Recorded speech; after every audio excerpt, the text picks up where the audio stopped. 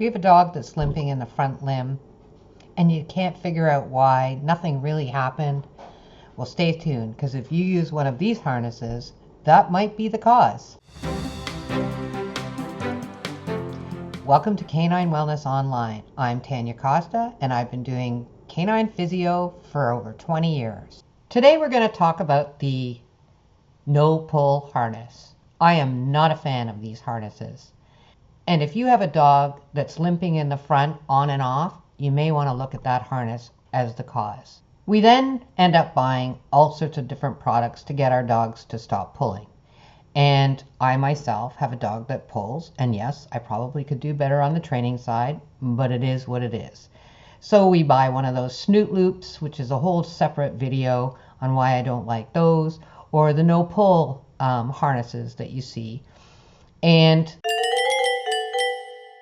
I can tell you that over the years, I would say 50% of the people that come in with a larger dog that is an aggressive puller and is limping in the front leg, probably if I get them to take that harness off and not use it for maybe a month, that dog will no longer be lame.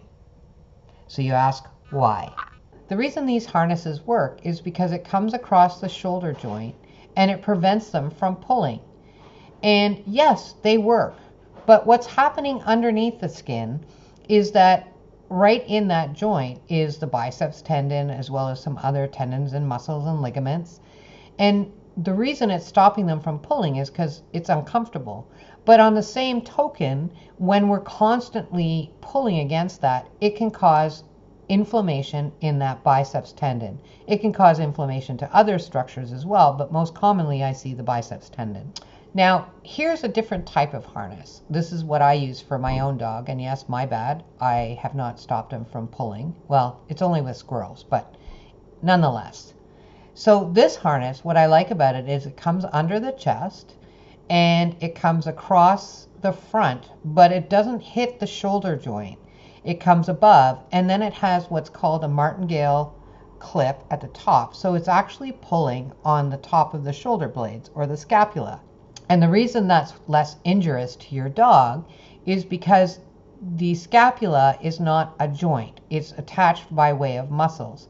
And so it actually stops the pulling, or at least with my dog and many of my clients that I've recommended this harness to, it has helped get rid of that lameness. So that's your tip for the week. I hope you enjoyed it, and we'll see you next time.